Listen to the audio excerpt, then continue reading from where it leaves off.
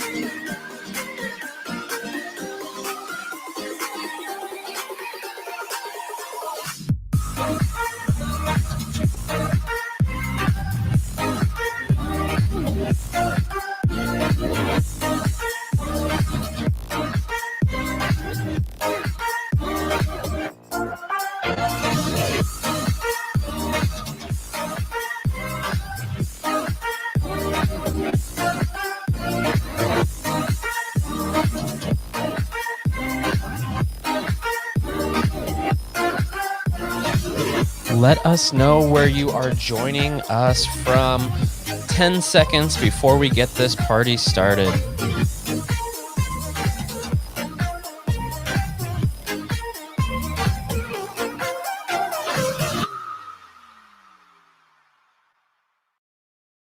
Hello, hello, and good morning. It is a great morning.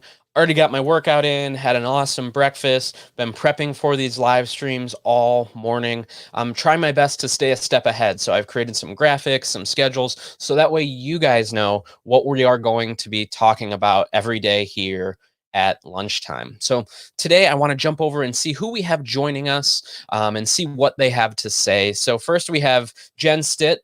Tony Korbell is the best. Yes, this we know. That's why we have him on here.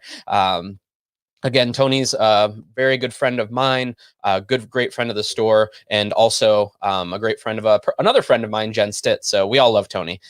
Another one we have here, get it on, mandate, get it on. All right, welcome, Jim Summers. Sounds like you're ready to go, ready to learn. Love it. Harna is here from Canton, Michigan. Thanks for joining us again. I appreciate it.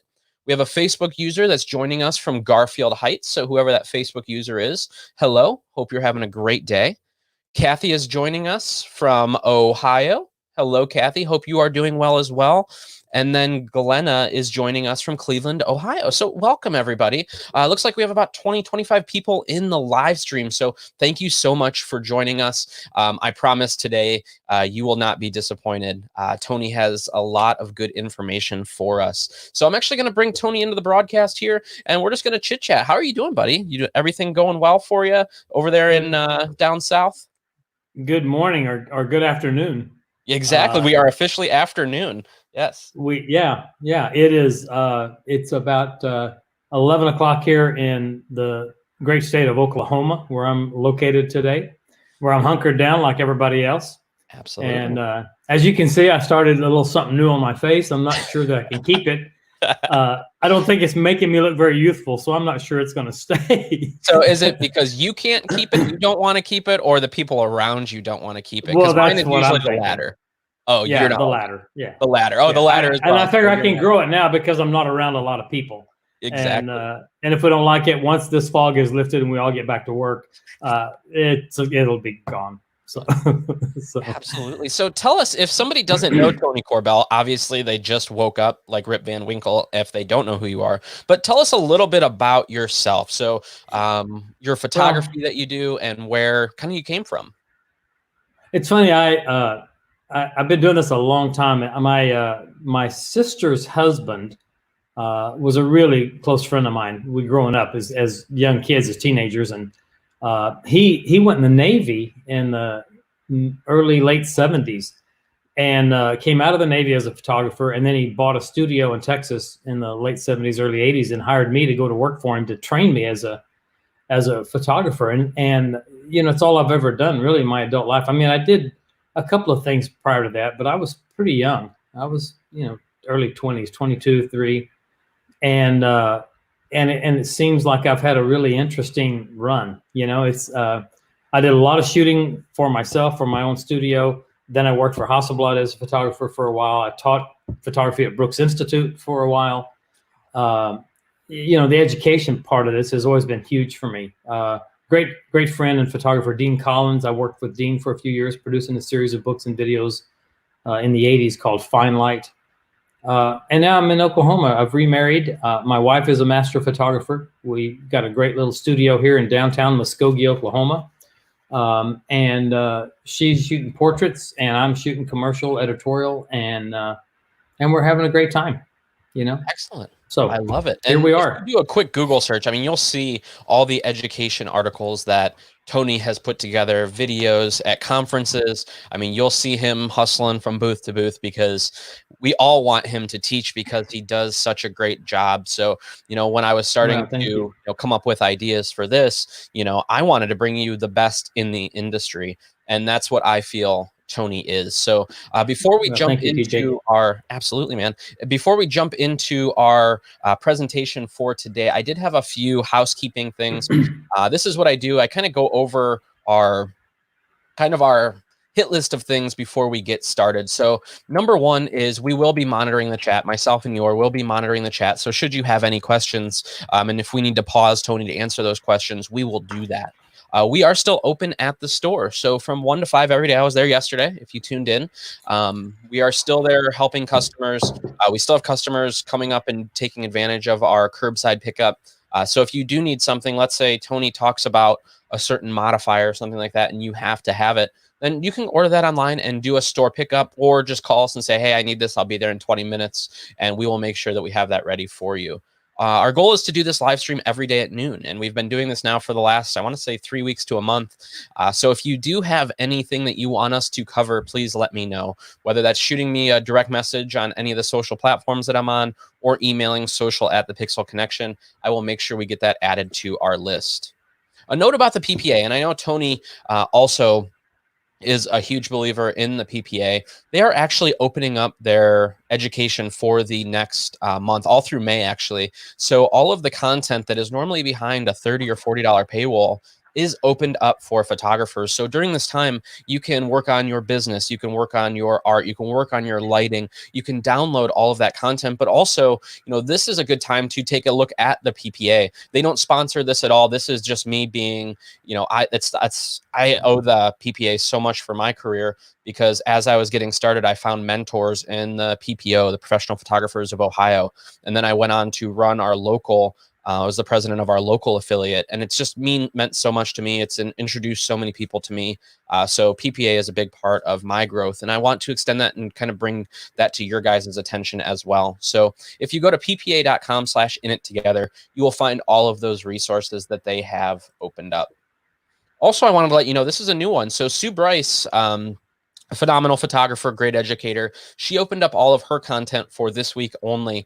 So this is one that would normally cost you a lot of money to access this content, and it's some of the best professionals in the world that have done trainings and stuff, but also her stuff is up there as well. So free access this week. I wanted to let you guys know. And again, none of these are sponsored at all. It's just as I find this stuff, I want to share it with you guys. So what are our goals for today?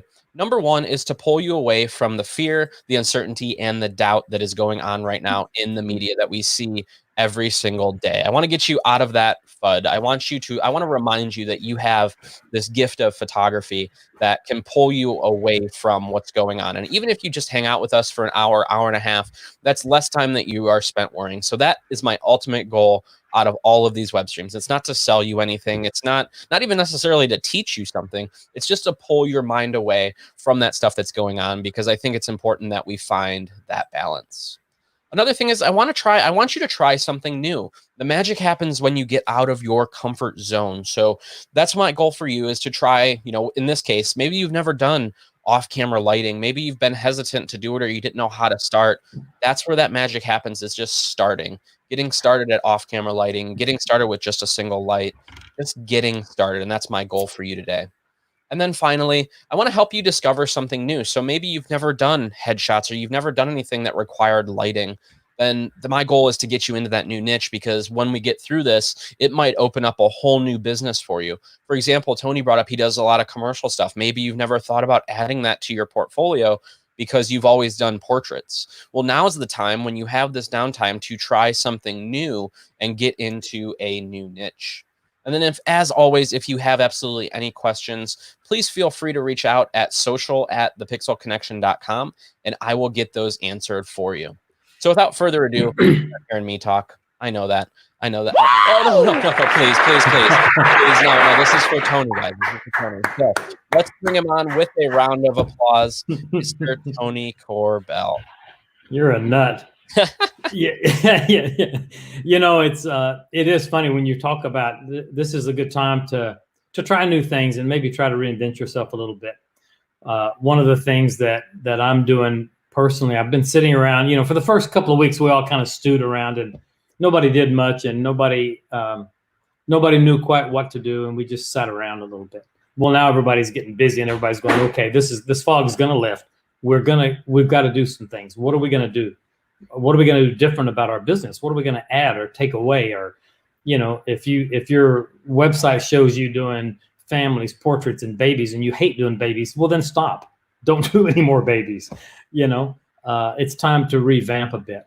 And for me, we're doing something that I've been wanting to do for a long time, and I'm going to do it now. I've added in. We're going to add in some drone work for the commercial side of the business. And so I've got a new Mavic Pro 2. I've gone to DJI classes. the DJI Academy. I'm taking the license exam for the 107, I think it is. So I'm doing all this, and I'm really going to jump in and make a business run at this. And so that's one part of it. And then the other part is I'm going to do a little bit more, less chasing down clients day to day, and a little bit more work for me that feeds my soul a bit. One of those things is we've got a local community theater that is very well respected, and they have amazing actors, amazing costume department.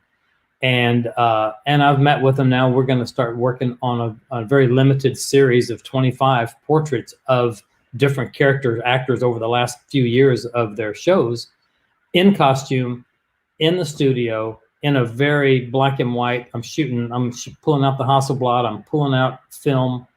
I'm going to do this the old school way, and I'm going to have an exhibit, and maybe a book will come out of this. We'll see. That's awesome. And I think you bring up a really good point right now with, you're looking at different things that adding on. This is the first time, and I've said this in other live streams, where the plane can finally land. As business owners, as photographers, whenever we want to make a change in our business, we have to do it while the plane is still flying. Like, we still have day-to-day business that we have to do, and then maybe we'll get to that change. You guys have a gift right now. Your plane has landed. And look at that as a phenomenal opportunity to redo the copy on your website, to pull that niche that you really don't like doing anymore, pulling that down. That is such great advice. That is an awesome takeaway for already in the live stream. So and to seriously go after the stuff that you really love the most. I mean, that's the thing I learned from, there's a great fine art photographer named John Paul Caponegro, and I quote him all the time because he one time said in Santa Fe, New Mexico, we were teaching a class in rooms next to each other. And I heard him say, find what it is that you most want to do, and do that work.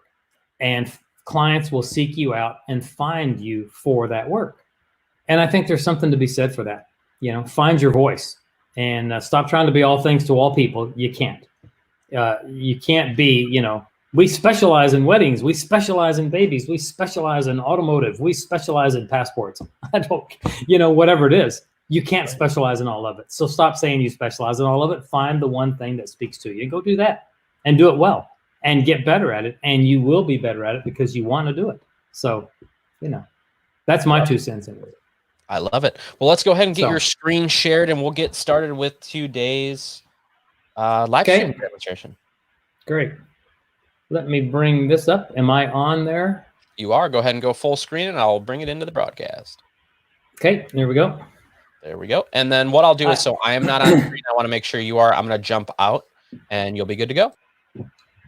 Great. So am I in a thumbnail on the side of the screen, or? Yes, you are. I'm guessing. Yep. Okay, good. Because I've only got one monitor. I failed to bring the other monitor home. I haven't been in the studio. I've been in the studio twice in the last 4 weeks. And our studio is in downtown Muskogee, Oklahoma, and we live 11 miles out of town to the east. And I'm just huddled at home, and I totally forgot to go in and get my other monitor. So, and I'm not going to unhook hers for all this. So, no worries. Anyway, so you're all set. we wanted to talk about the one light portrait concept a bit.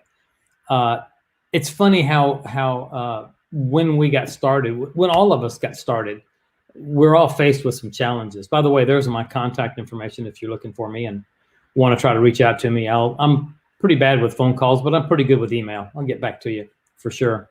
But we all face challenges as we get started, certainly.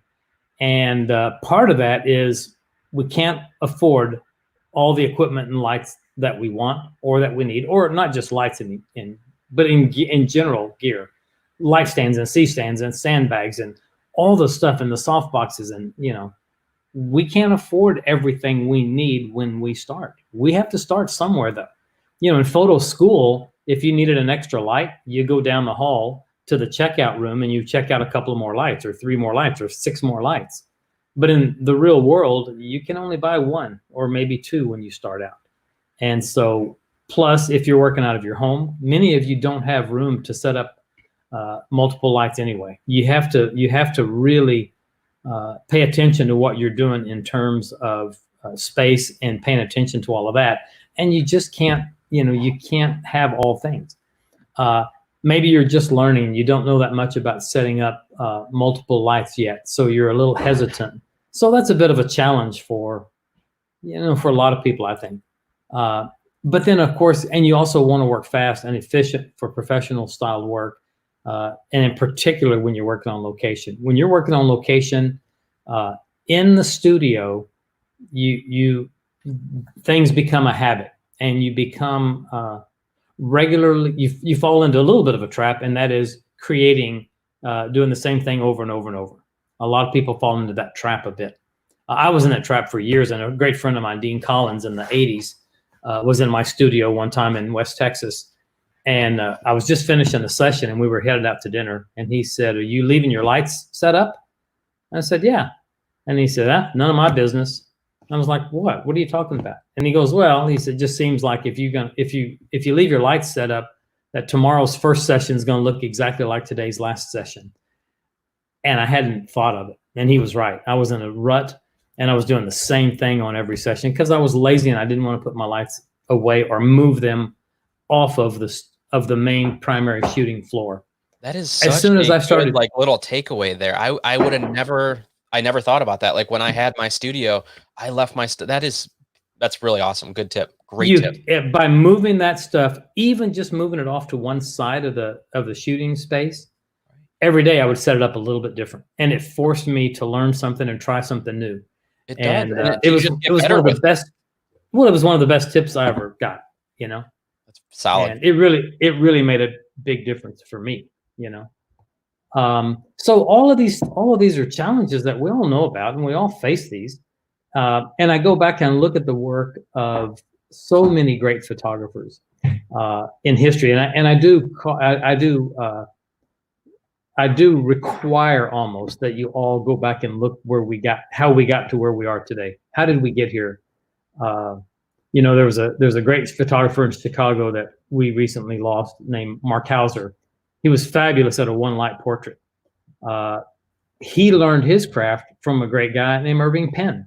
And if you go back and look at Irving Penn's work, you'll see there's a great book on him called Passages, and every chapter was a different decade. So it was, in his career, it was the 40s, 50s, 60s, 70s, 80s, and 90s. And he reinvented himself every 10 years.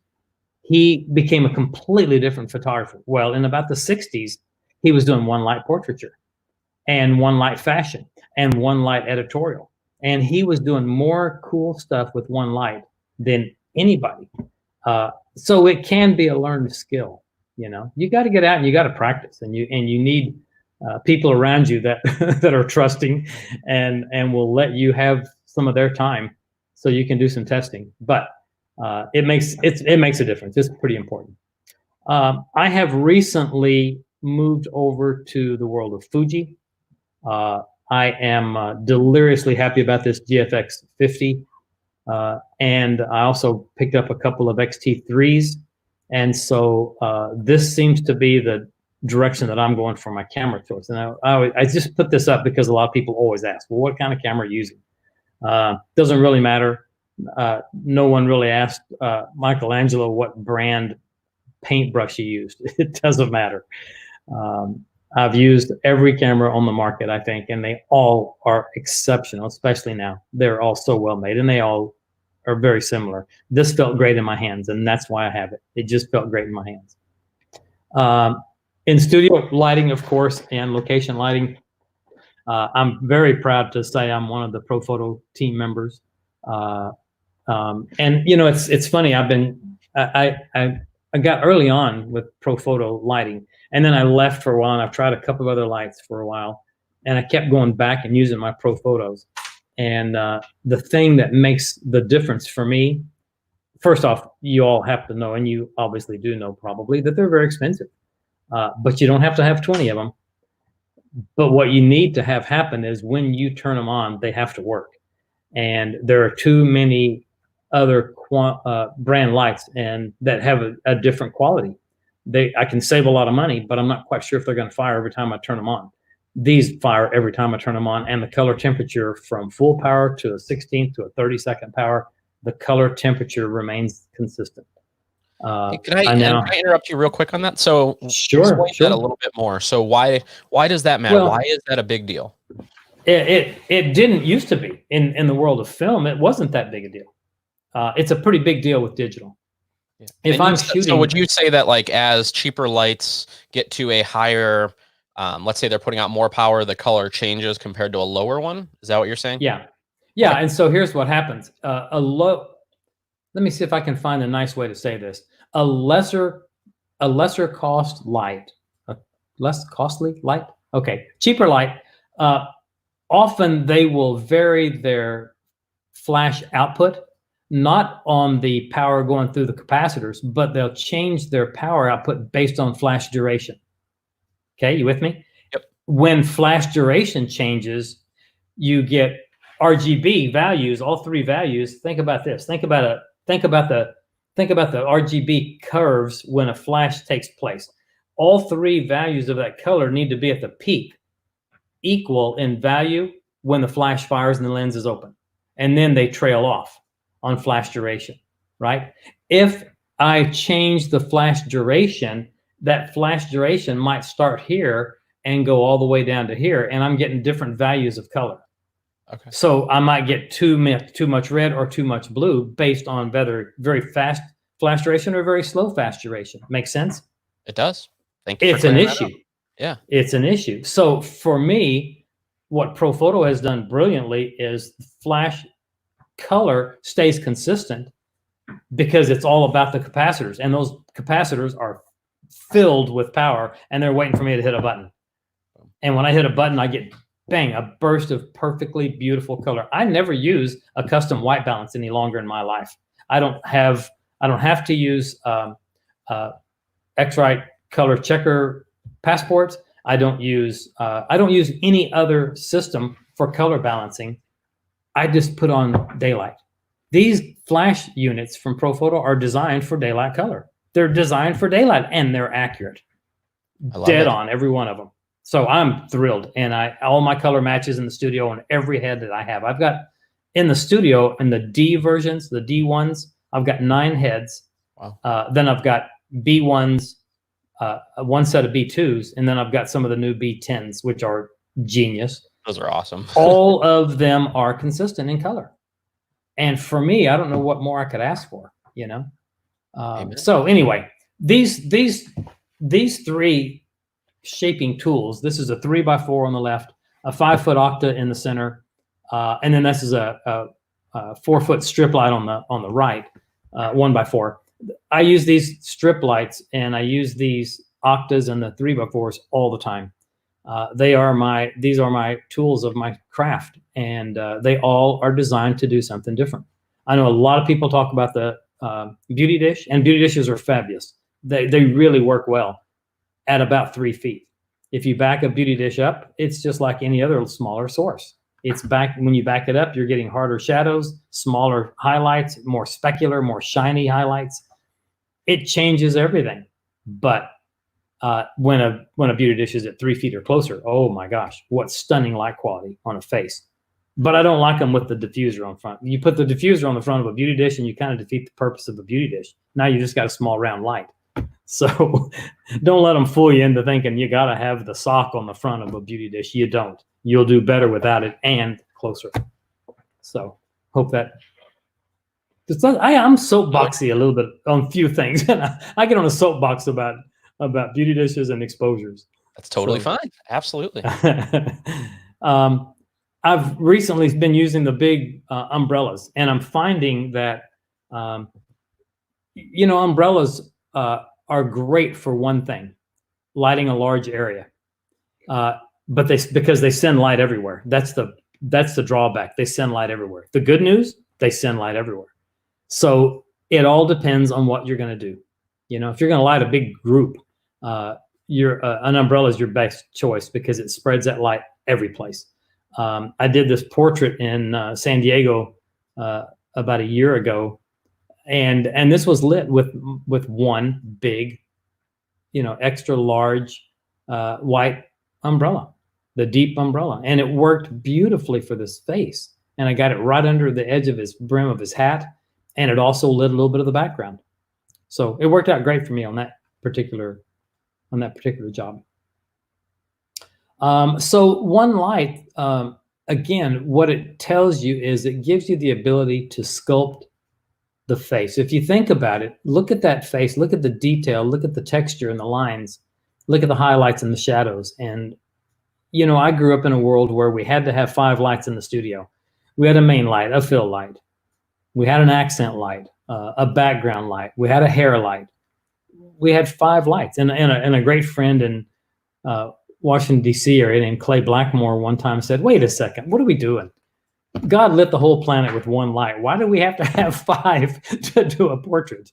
You know, and I think there was something to that. I think the simplicity of 1 light can be a really good friend for you, and it can really be a great learning tool if you've not done much of this. If you are a working pro and you're here today with us, and you're already in an advanced level, take a deep breath, start unplugging a few things, and maybe step back a little bit and maybe go back to a simpler way of working, and a simpler way to set up your world.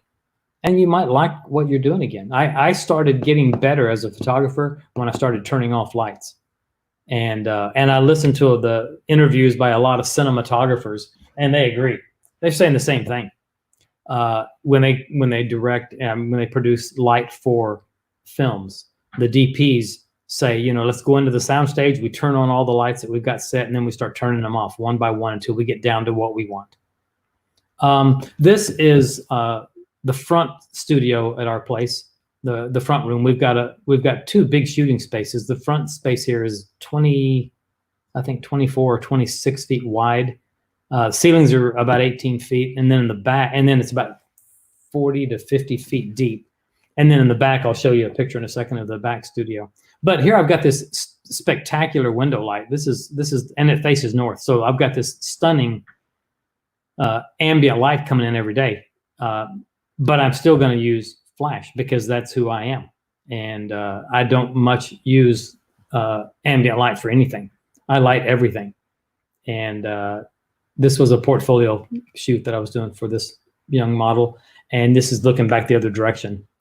And you can see these very cool ceilings that we have. And it's a good space, and it works out really, really well. But again, this is my 5-foot octa. I'm going to bring that into play whenever I can. And then this is a different look. If you notice, what's going on here is I've got a 5-foot octa with my D1 inside the softbox. And then I've got another light in exactly the same position, smaller light, more directional, more specular, creating a little bit of a harder edge. And that is a small grid on there. And it's got just a tiny bit of a warming gel in there. I don't know if you can see that. But what it all boils down to is it gives me for the first time ever, it gives me the ability to have a big overall soft source, and without creating conflicting shadows or without creating hard speculars that are coming from nowhere, it also gives me the ability to change the quantity or the quality of light on the shadow edge and the highlights, maybe the catch lights in the eye.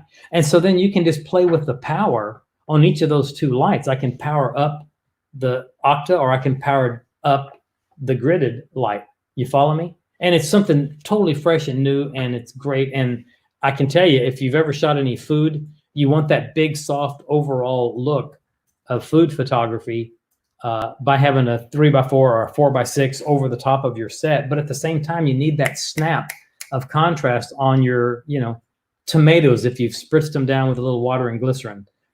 And the only way to do that and not have shadows that conflict is to have a secondary, smaller source coming from the exact same position as the larger, softer source.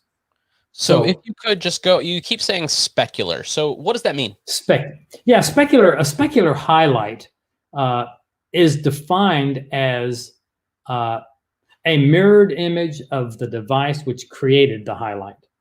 So in other words, the catch light in the eye, that's a specular highlight. The shine on the tip of the nose, that's a specular highlight. The reflection of the hood of a black 911 Porsche, that's a specular highlight. And those are so controllable by size of the source relative to its distance to the subject. So as my source, any source of light, increases in size, the brightness of the highlight, the brightness of the specular diminishes at the same rate that the size increases. If I can make a light source 4 times bigger, that brightness of that specular highlight, that shiny part, gets 1/4 as bright. So it's amazing how it works, and it's all science. I mean, it's it's the law of the inverse square, basically. Many of you know about that are tuning in today. So I control the speculars with the size of the primary light source, and then in a case like this, I'm just bringing in a little pop of light just to bump my contrast a little bit, but I'm still holding onto the overall size relative to distance, creating nice soft highlights. Make sense? Sort of, maybe. That's the side view of that. So you can see both C-stands. You can see the light number 1 that's inside right up here, that's inside the softbox, and light number 2 is right in front of it, just coming straight at her. It's just a fun thing to try. Those of you that have a couple of lights and you've got some time on your hands, give this a shout. See what you think. You might be surprised by something unique that you get. Can't do it with very shiny products, for example, very often, but you can do it with skin. You can do it with people, and it works out real well. This is the back shooting area at the studio. We've got this monstrosity in the back we call the warehouse, and it's about the same size as the front. It's a little bit wider. I think it's probably about 35 or 40 feet wide. We've got a little bit more width back there, but it's about. I am like drooling over this space right now. Like this is like the front, the back. I mean, this is just phenomenal. It's a good space. We're not. I don't think we quite have 4,000 square feet, but we're not too far below that. It's a pretty big space. And then we've got a couple of offices, and there's a wonderful sales room that my wife uses for the portrait sales, for in-person sales that she does. So it's a really good space, and we're right in the middle of, I mean, you can't get more downtown than the corner of Broadway and Main, and that's where we are. We're at the corner of Broadway and Main, downtown Muskogee, Oklahoma, if anybody wants to come visit. But it's a really good space, and we utilize it a lot. Back here in the warehouse, on these grungy walls, we have shot bands, we've shot musicians, we've shot athletes, fashion. We've done a lot of great work back there, and yeah, it's a real fun place to shoot. And we got great window light all day long that work for great accents, and it's just a fantastic. I'm really lucky to, in Muskogee, Oklahoma, I can afford this. When I lived in San Diego, you couldn't afford this space in San Diego, California, but you can in Muskogee, Oklahoma. So it's pretty great, and we got a lot of props back there. Let's take a look at some more examples, some examples of one light portrait. This is Mandy's son, Daniel, and it's a one light portrait. It's a late afternoon ambient light situation, but as I mentioned earlier, I'm going to light everything. And so there's a B1 lighting him, and it's inside a 2x3 softbox. It's on TTL, and it's off camera to the left. You can see where the catch light is in the eye at about 10 o'clock. And all it's doing, and the reason for that light, is it gives him better skin, better snap and contrast, and it just brightens up everything. And it just works beautifully. It was just the right amount, and that was on TTL. I didn't have to think about it. So for me, that TTL is crazy accurate, and that's so foreign for me to talk about that. I've sold more Sekonic light meters than anybody in the world. TTL versus non-TTL, like where do you fall on that? Yeah, I use the TTL a lot to establish my first exposure, and good, bad, or indifferent. My battery died in my L758 DR Sekonic light meter about a year ago, and I've not replaced it. And I'm relying on and living and dying by the accuracy of the TTL of the whole Profoto system. And you find that it's crazy. I can't outthink it. It outthinks me. That's good. It's really that good. It's really that good. So it's expensive. I'm telling you, But I can jump into somebody's office, photograph an executive, and I can be out in about 4 minutes. And I don't take any extension cords with me. It's all wireless. It's all fast. I've got him lit, exposed, bam, bam, bam, and I am out the door. And it makes me pretty dangerous, you know? So it's helped a lot, I think. And my wife is using the little small A1s, the little A1Xs on location with the 2x3 softbox for her high school senior work. And it's the same thing. She is turning those things on TTL, pulling the trigger. She's knocking out these seniors and off to the car, not carrying a lot of gear with her. So this is another sort of a studio example of a one light portrait. And then that light is turned slightly to an angle, that softbox. This is a 3x4 softbox that's also hitting the background. And here's another example. This is a one light shot. This was a workshop that we did with the beautifully talented Russ Harrington from Nashville, Tennessee, one of the world's premier music photographers. And he's done 700 album covers. This guy's photographed everybody. And this was in our studio that we did a workshop together here a while back. And this is a one light portrait. This is one light up high, down, coming down with a 5-foot octa. And we're shooting into a black V flat. That's it. So simple, so simple. The simplicity, it really sets you free, and it allows you to communicate better with your client, stop fighting and fussing with equipment, and get it done, and have some freedom. This is Mandy's daughter, my wife. This is my new stepdaughter, Caitlin, and beautiful girl. She's 20. She's a second year med student at OU, and there she is in color. And again, one light, and on the left, the black and white, I've vignetted the corners very, very slightly, and I thought I might like it better in black and white. And on the right, it's straight out of camera. So that's the color version. Again, the accuracy of the color balance. And the exposure, that's a TTL exposure on both of those. It's the same file. So it's crazy accurate. So that's one of the things I'm sure TJ in the store, I would imagine that the sales team that work the counters, that's got to be one of the primary selling points of Profoto, is if you're going to get into one of these A lights or B lights that have TTL, you've got to show that off to people because it's remarkable. Oh, yeah. And it saves so much time for the working photographer, and it's accurate and it's dependable. And those are the three things that we talk about. And there are purists that say, what a cop-out, really? Okay, well, I get paid by the job, so if I can get in and get it done and get out, I'll take that. Right. Absolutely. Here's another one, just a single light portrait. If any of you have seen Creative Live, you've seen this guy. This is a great friend, John Cornicello in Seattle. John, I've always said he is the world's greatest assistant because he has assisted every named photographer in the world. Yep. And he's assisted almost every course session on Creative Live. And I've had 4 or 5 courses on Creative Live, and John's assisted me every time. And on my last visit in Seattle, I made him sit down for a few minutes. And that's a 2x3 D1 on the left of camera. And then there's a small accent 1x3 strip light that's lighting his shoulder, lighting the back of his hair a little bit, and it's also hitting the background, and you can see a little bit in his hair and his ear, edge of his jawline near his beard.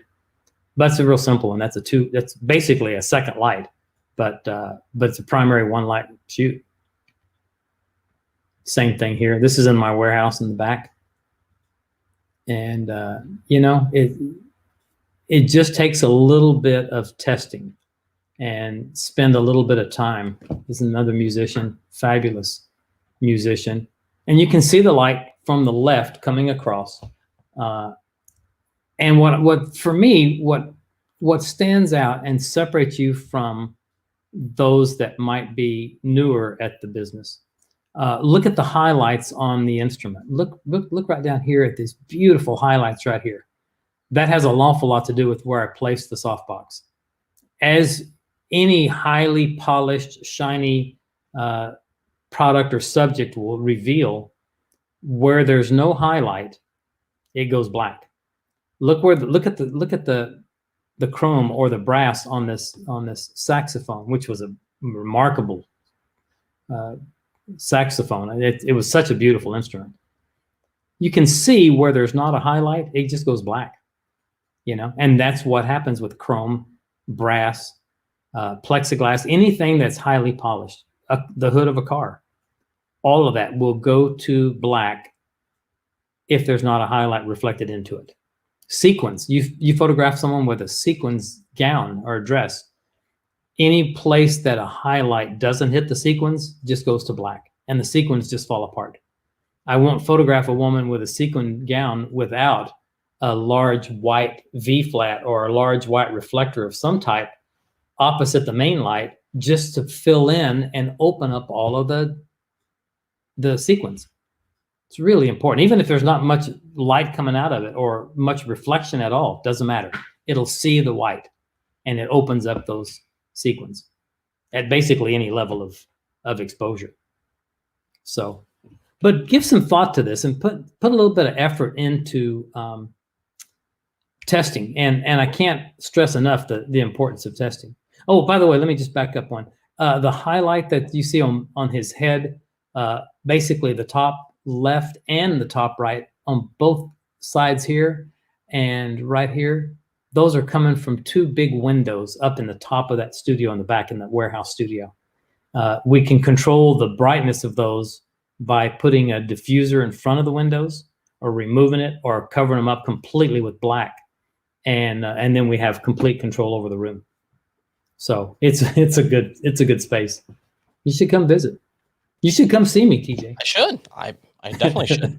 So a quick question real quick. So if we go back to that shot, so if you can just deconstruct it a little bit and tell us, like, how did you know your exposure, like starting from the beginning, like you knew where you wanted to place your light for the, to fill in or hit those speculars. And then take me through, what is your process from this gentleman standing in front of you to getting this shot? Do you mind if we break that down? One of the things that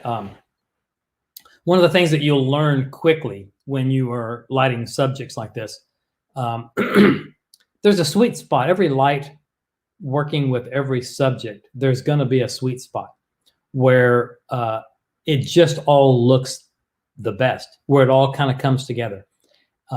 We were all taught coming up in the world of portraiture, it's all about 45 degrees.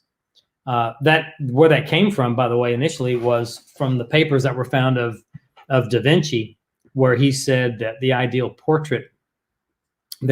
light quality for a portrait in painting would be that the shadow on the ground from your subject would be as long as your subject is tall. So if he's 6 feet tall and I've got a 6 foot shadow, my light's at 45 degrees. And that's the way Da Vinci stated it, was just make the shadow as long as the subject is tall. So 45 degrees does give a good starting point reference. Doesn't always work with everybody. Some people have deep set eyes. Some people have glass glare. Some people have big googly eyes. Some people have very large noses. There's a lot of things that come into play. So what I do usually is, if I've got an assistant, if I've got somebody that's with me on set, it helps a lot, because I'll stand at camera position and we'll get the light at the angle that's correct. Obviously watching his face, watching the instrument, and then start moving it up and down. Now up, back, down, down, down, down. Oh, good. Stop right there, right there. And so it's kind of an exercise in bumper pull. I'm looking at how it's bouncing. I'm looking at the angles. And when it all kind of fits and falls together, you'll know it. And it's that sweet spot. I've been working on a design for a new light that I want to see manufactured, and I'm calling it the sweet spot. And it's going to be a pretty cool little light, I think, if I can ever get it finished. But the point is, once you see it, you'll know it when you see it. And then to expose for that, due to the accuracy of this TTL system with Profoto, I'll take a TTL exposure, but I don't take it from this position where I've pulled back to a 3/4 view. I will move right in and I will fill my frame completely with his face. All I care about is the exposure on his skin, right? And I'll take and I'll just take my remote and I'll go to TTL. on the top of my camera to the remote control for the Profoto Air remote. And I'll just squeeze off an exposure. Whatever aperture I want, doesn't matter. I'll pick the aperture. The flash TTL system, working with the strobe, working with the remote, and working with my camera, all three are talking. And once I've selected the given aperture that I want to work at, it gives me the right exposure, and it changes my output of the flash to match whatever I want with the aperture. And then as I look down at that for exposure, light quality is one thing.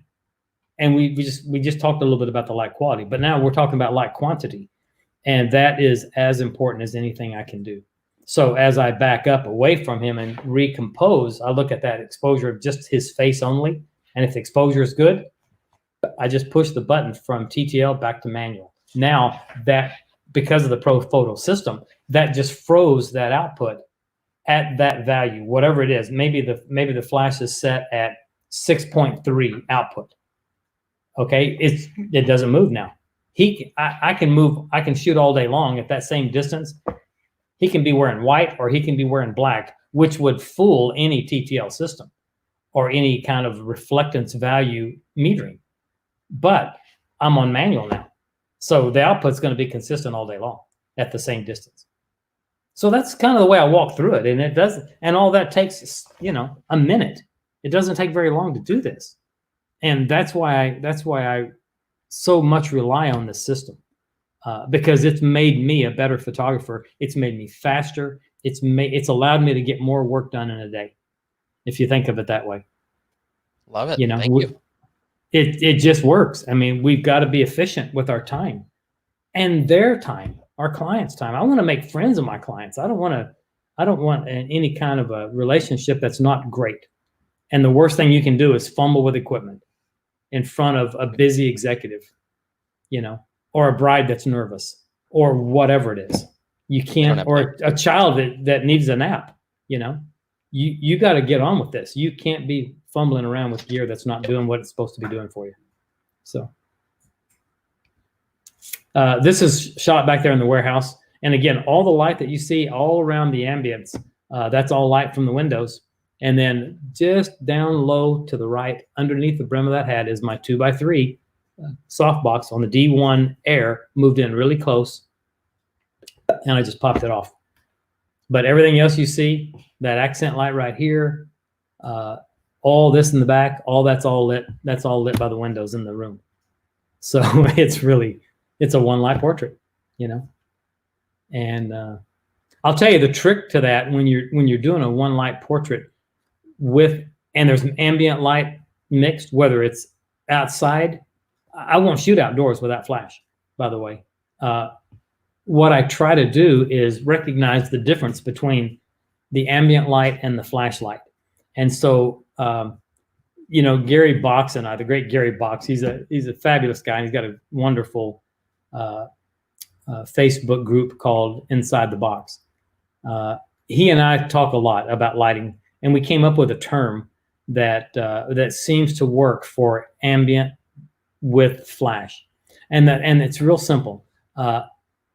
Expose for the place, and then light for the face. If you can do that, if you can get the exposure based on the ambient light that's present until you're happy with the ambient light, that's your exposure. And then you light to match that. That is that is an amazing takeaway and something easy to remember. That's exactly what I do, but that saving in there, that is genius. It's exposed for the place and light for the face. That's it.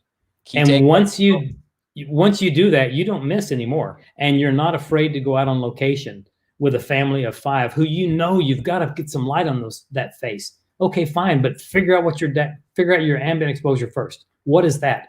Ooh, well, I really want that warmth of the background behind their house, whatever the sky's doing, whatever it is. Okay, great. Well, what is that? Okay, that's a 60th at f5.6. Okay, great. That's your exposure. Turn on your light until you get to 5.6 and you're done. Take the portrait, thank them, get the check, and go home. It's real simple. And it certainly does remove a lot of the complexity and uncertainty. And it'll give you a vote of confidence, you'll have more confidence in your ability when you do it this way.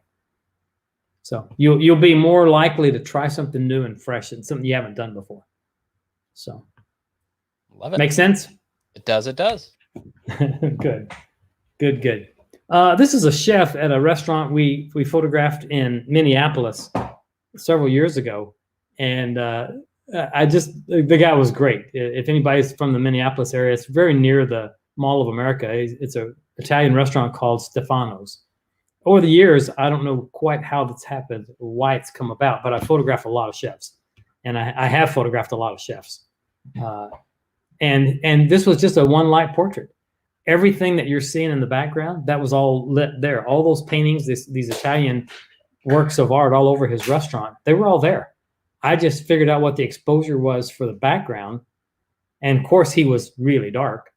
And then I just, exposed for the place and then lit for the face. It's exactly the same thing interior where there's ambient light as it is outside where there's ambient light. So in this case, just to step through it. So you walk into the scene, you set your cameras on manual, you set the exposure for the place, and then you start with is that when you then do the TTL where you zoom into his face, set your TTL, and done. Pull the trigger.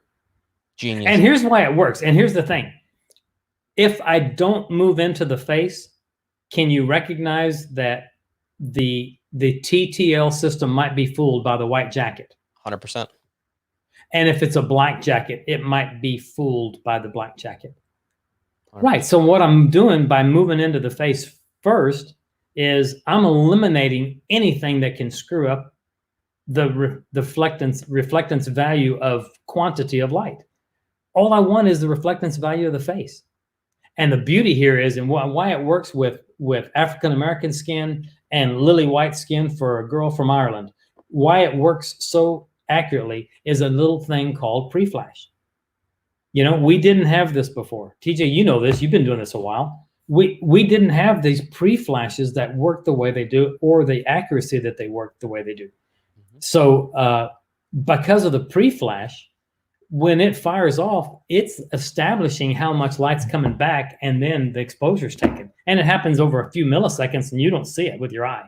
And so what Tony's talking about is in TTL, what happens is there is actually multiple flashes that happen. So that pre-flash will come out first, and then it'll read that value, and then it'll set accordingly. So because of that pre-flash, it knows how much information it's getting back. And to geek out really quick, Tony, how much light is that pre-flash? Is it set at half? Is it a quarter? Is it a certain amount? I don't know. I think it's going to vary based on your subject's value of brightness. I think it is going to vary a little bit. I'll tell you this. What's really weird about it is if you are set to TTL and you've got one of the modern version lighting systems, you can't figure out you can't take a light meter reading. You're getting bad, incorrect meter readings, thinking, well, this meter's crap. It's falling apart. It's not working. It keeps saying under, because the meter's reading the pre-flash. It's not getting the exposure. So don't freak out. Your meter is fine. When you go back to manual and take a reading, your meter will be fine. But on TTL, you can't really get a very good meter reading in the world of TTL. Excellent. So don't and even then try. Fred, Fred Weinholtz or Weinholtz. Oh, I love Fred. He says is about he 1/32. He is on most TTL. So right. Cool. On the one. Okay. So I think that sounds right. Yeah, that's good. Hi, Fred. Miss you. I'll never see him. I used to see him every once in a while. I don't see him anymore. We're all busy, and now we're not seeing anybody. Right. Not unless they're coming over, and that's not allowed. That's right. That's right. I've done more Zoom meeting happy hours with friends from across the country than ever. This was one of the good fallouts of this mess we find ourselves in. Yeah. We sat on the deck last night and had a glass of wine, and we talked to friends in Montana and LA at the same time. And it was a great meeting. Okay. So anyway, I hope some of that is helpful. And I hope that clears up some of the mystery of the TTL. I do know this. I know that it has made me a better photographer. It's made me more efficient. It's made me take bigger chances, and it's allowing me to connect tighter to my client. And because of that, the greatest thing of all is a relationship with your clients. And when you lose that relationship is when you can't get your light to fire, or you're looking at the back of your camera trying to base your exposure on an LCD screen. That's not the way this is supposed to work, because you're unplugged completely from your client. It's almost like a little bit of a dance, with your equipment, and you've got to be comfortable dancing with it. And then that allows you the opportunity to just have a great time with Stefano. Stefano, this is great. Look at you. Can you just give me a little bit? Come on, that's a great grin. Good. Bam, bam, bam, bam. And I don't have to think about my gear. I'm dealing with my client. I'm having a ball with him, and he and I are in a bit of a zone, and I get his attention for 3 minutes. It could be a half-day shoot, it could be an all-day shoot, but I've got him for about 3 minutes. And usually it's frame 3 or 4. That's the hero shot, But everybody does this a little bit different. But the whole new world of technology caught up to us, and now it's been simplified. It's still very complex, and the technology behind all this is pretty important. But what I'm finding is that it's making it simpler to use the technology, and that for me is what's enormous. I don't have to know how it works. I don't care how it works. Right. I just know that it does work. Right. So I got a question that came in. Yep. What is the best advice you've received from someone you respect in the industry? That's a deep one there. There was a great portrait photographer in Salt Lake City, Utah, for years and years, named Don Blair, and they called him Big Daddy Don. And we lost him about 7 or 8 years ago, probably now. And he and I talked a lot about, he shot for 50 years and was a great master photographer. And I called him, and he was in the hospital, and we knew he only had a day or two. He was real sick. And I said, Don, what do I need to know? What's going to make me a better photographer throughout my career? What do I need to know about my photographic life here? And he said, it's so simple. I said, what is it? And he says, make every photograph as if that's the one you want to be remembered for. And you might use a little more care. And I thought, and that's the truth. I mean, that's what he left me with, was make every one of them the best you can do. And, Skip Cohen interviewed me about a year ago on Skip Cohen University. And he said, what one word does everybody have to have in their tool bag? And I said, quality. Right. The quality of the work, the quality of your attitude, the quality of how you treat your clients, the quality of your logo, the quality of your brand, the quality of your studio, the quality of your personality. Every single thing has to be the top-notch quality. And I think that's the message that Don was trying to get across to me. That was the best advice I've ever been given. And I've remembered it. I mean, putting in that time, that's what you are going to be remembered for. That is such a, I mean, it sounds so simple. Like, of course you want to create quality work, but when you present it like that, that's what you are going to be known for, whether that's portraits, whether that's weddings. I mean, that's what you're going to be known for. So put the time in. And that's true. And it doesn't really matter what you do, Imagine chasing that 4-year-old around the park all day long. For you, it's a photograph of a 4-year-old. No, it's not. Not if there is a catastrophic illness in that family. This can be the most important thing you've ever done, and you don't even know it. Absolutely. So give them the best you got every time you go out. You can't cut any corners.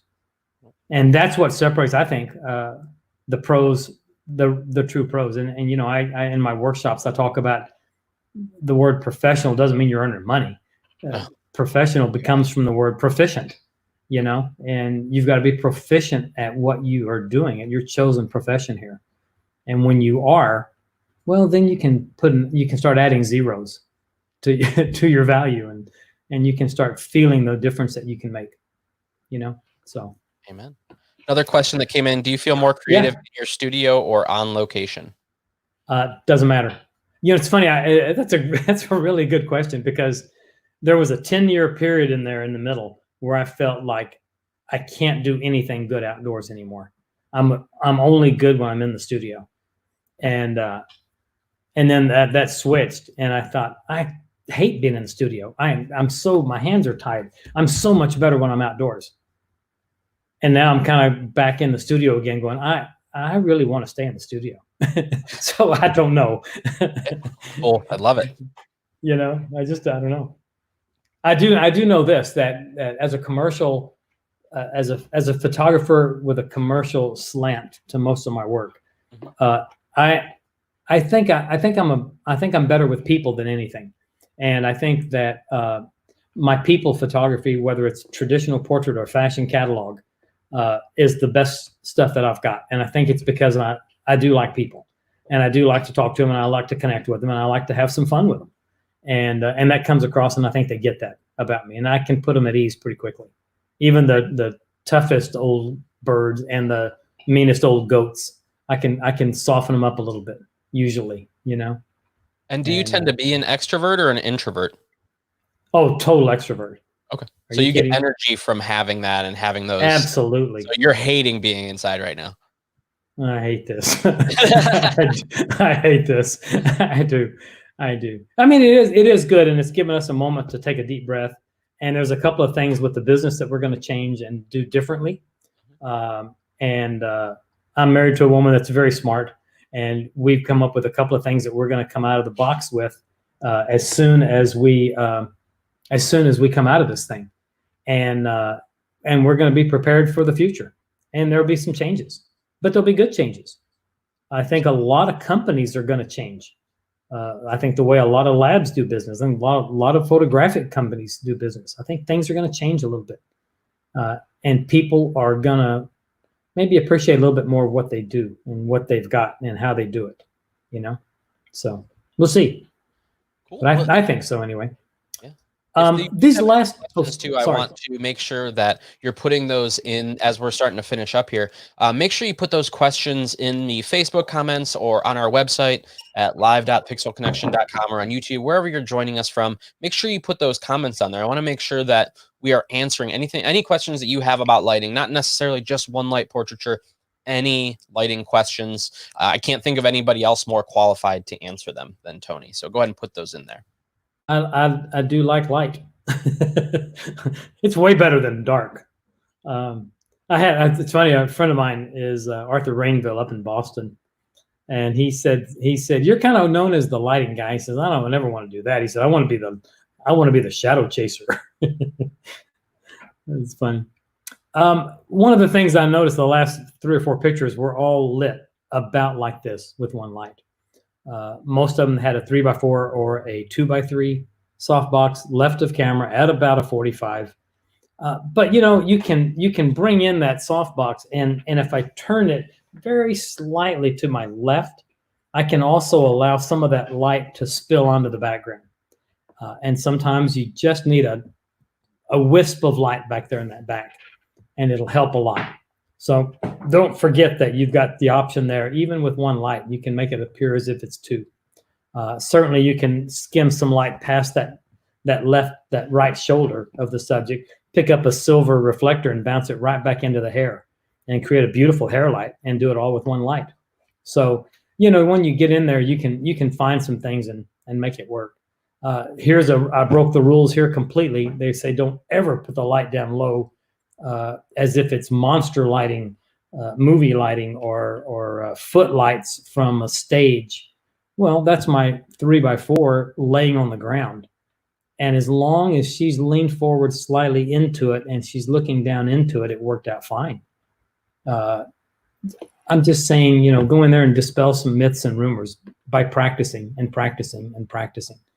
And you'll find little things that you can come away with that you might not recognize at first. This is a 5-foot octa up high, directly in line with her nose, which creates those great shadows from her cheekbones. You know, that's the thing about Paramount or butterfly type lighting. I don't care so much about the shadow under the nose as I care about the shadows under the edge of her cheekbones. And I kept raising that light and raising it. It's like, well, now our eyes are going a little dark. Well, fine, then let's let her look up a little bit more then, if that's the case. But that's, again, a one light example. For me, honestly, it is so much of this is taking a few Friday afternoons off and going in by yourself, turning on the Doobie Brothers, and listening to some music and test and practice and practice and practice. One light portrait backstage at an event, a dance event, at a theater. One light. This is lit entirely. It's not sunlight coming across, creating that shadow, creating the light on his face. That's not the sun. That is a B10 outdoors with a 2x3. Actually, this one was not controlled. This was just a raw head. First exposure, pop out of camera, TTL. And he's a local musician and that runs the Music Hall of Fame here. Fabulous musician. And I love and that. it just I would have looked at this and thought sun, but that doesn't necessarily mean that that's what it is. I mean, you can use your lighting to create an image like this. So if in your head and you envision this being a sunlight portrait where this beautiful sunlight is coming across, you could still do that. You just use the light in order to create that illusion of sun, and you can see, you can create that shadow, and you can do that. That's awesome. And love that. And think about this, TJ. Also, I did a photograph of an executive in a hotel lobby in Dallas. Pardon me. And I took my light outside and moved it way away from the light so that it can pick up the shadows of the panes of the glass from the window. So the executive's in the lobby bar area reading a newspaper. I put a warming gel on the flash outdoors and moved it back 20, 30 feet away from the light, from the window, and went back inside, turned on the TTL and pulled the trigger. So now it looks like the setting sun is skimming into the lobby of the hotel. All of that's made possible because all this technology works like it's supposed to. And it's got to generate. It's got. It just makes it easy. Like you said, that warming gel, it just pops right on there. So you don't have to worry about cutting gels, taping gels, doing all that. It just pops right on there. It's easy. It's simple. Stick it on there. Time. And what it does, truly, it does open up the world for you and gives you some opportunities to do things you hadn't thought of. So I'm a little bit. I'm a little enthusiastic about this. But it's because, my goodness, this technology that was so long in coming, it's here and it works. And if you just understand how it works a little bit, it'll free you up. It really will. Absolutely. So, and what questions do we have for Tony? I want to know, what questions do we have coming in? We had a couple great questions by Jen. Thanks for putting those out there. I did want to go back and just say hello to a couple people because they did jump in after we start, and I love saying hi to them. So Tech Gear Talk, what's up, buddy? Melva Jones says hello. Jen says Profoto is the best. Yes, it is. Hello, Bamal. Hope you're doing well. He's from the Boston area. Rick Weinstein. Great. Hello, Tony. Oh, I love Rick. Haven't seen Rick in a long time. Great guy. Fred said, Tony Korbell, Master of Light. Nice quarantine look. Hope you are well. He is doing well. He's helping us out here. Christopher Gilbert, our Fuji rep, says, much love for Profoto. Jackie, we love Jackie. She says, hi, Tony. So Claude jumped in, said, thank you guys. Absolutely, Claude. Hope you're doing well. He is our Magmod Peak Design rep, so hope you're doing well, Claude. And then Melissa, close friend of mine, Melissa Chupp. Great info. Thanks, TJ and Tony. So it doesn't look like we have any more questions, but Tony's going to stay until the end. I have a couple more announcements to go over. But so if you do have some questions to share, please let us know. I wanted to let you know that we have a contest this week, and that is pets. Again, I'm the guy that creates these contests, and that's me being selfish. That's my new little pup there on the left. His name's George, after George Eastman, Kodak. So I want to see your pets. I want to see what creative stuff that you guys have, and it doesn't necessarily have to be yours. It could be the neighbor's pets. Just stay 6 feet away. And all you have to do to enter is follow us on Instagram at the.pixel.connection. And then all you have to do is hashtag the Pixel Connection and hashtag my pets. And that's how I'll be able to know who to pull. The last 2 weeks we had food was one theme, and the I forget what the first one was. Basically being my world. So what is your world right now? So this week is my pets. So we want to see your pet photos. We want to see your furry friends. They're the ones that are really winning through all this crap that's going on. But Pixel Photo Fest is still going on. I got a couple questions regarding the, is it still on? Are we still doing this? Absolutely. And it's going to be in downtown Cleveland, Ohio at Cleveland State University. So this is 3 days of intense hands-on training for learning how to light, how to pose, working on your business, all that for 3 whole days. We've already announced 5 of our speakers, and the other 5 are coming. I know I say that every day. We actually got all the graphic stuff over to our graphic artist, so she's putting together the announcement stuff for our next 5 rounds of speakers, but we already have a dynamic group, and we have 5 more coming very soon. If you want to save $100, that is half off. You can use code Lunch and Learn to save $100 off this 3-day event. I would say that there is no other event for this price that you're going to get so much value from. And this is very much a hands-on, hair down, just creating as much photography, as much art as we possibly can for those 3 days. And again, it's in downtown Cleveland, super easy to get to at Cleveland State. So moving on from there, I want to let you know we are offering 20% off all Think Tank and Mindshift bags. These are some of the best quality bags in the industry. We love them. I've taken them to multiple weddings. Actually, I was downstairs cleaning out a closet, and I found my one roller bag that I bought probably 6 years ago. And it's gone to me, I mean, that's probably about 200 to 300 jobs that it's gone on, and I've had no issue at all. So I want to say up to $95 savings on those Think Tank and Mindshift bags. Also, I want to let you know that we are working with Sigma to raise money for local food banks. So if you are looking for a Sigma lens, 5% of all Sigma lens sales from now until I believe the end of May goes directly to the Cleveland Food Bank. So these areas are where we need it most right now, guys. They are being overrun, and we're trying to do our best to, provide money for them to keep buying food and keep serving our communities. So if you've been thinking about that Sigma lens, this is one way to not only add that to your repertoire, but also help those in need.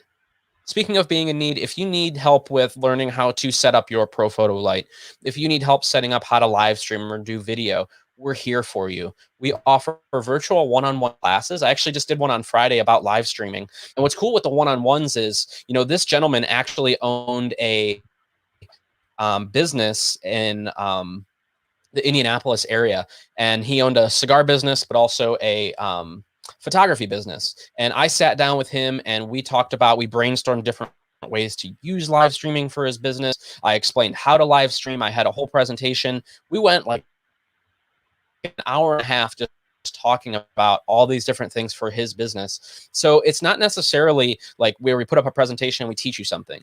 It is meant to be brainstorming. So if you're looking for marketing ideas, if you're looking for, how to do certain things in your business, we do that as well. And we find the right employee in the store that's going to and train you the best. So I'm not going to teach you about newborn photography because I suck at it. I'm not good. I tried and I just can't do it. So you're not going to find that anywhere on my website, but So let's jump onto this screen. We'll full screen that bad boy.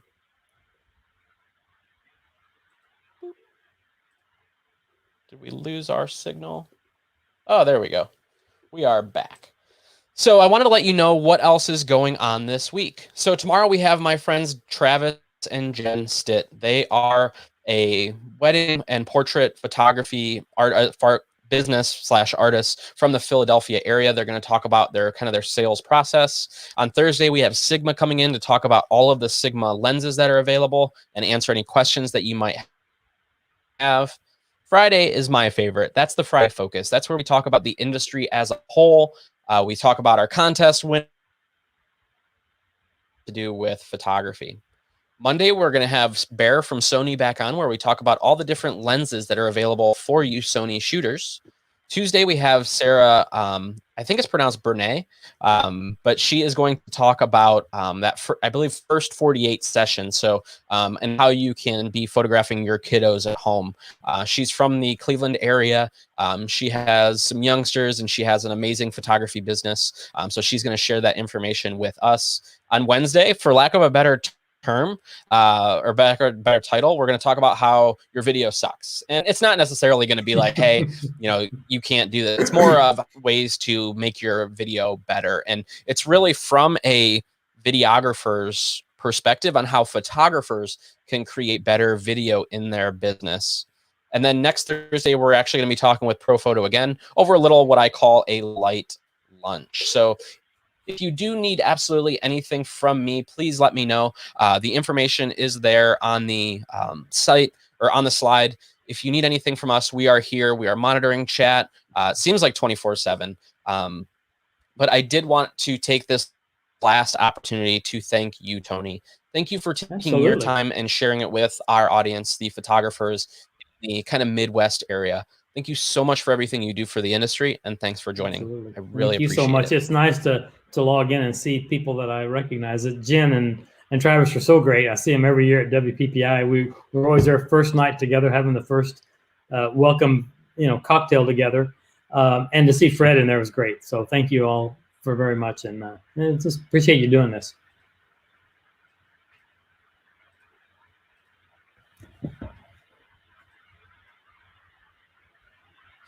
That's great. Well, thank you very much. To break up a little bit, so I'm going to go ahead and end it here. Thank you guys so much for watching, and have a good day. Thanks, everyone.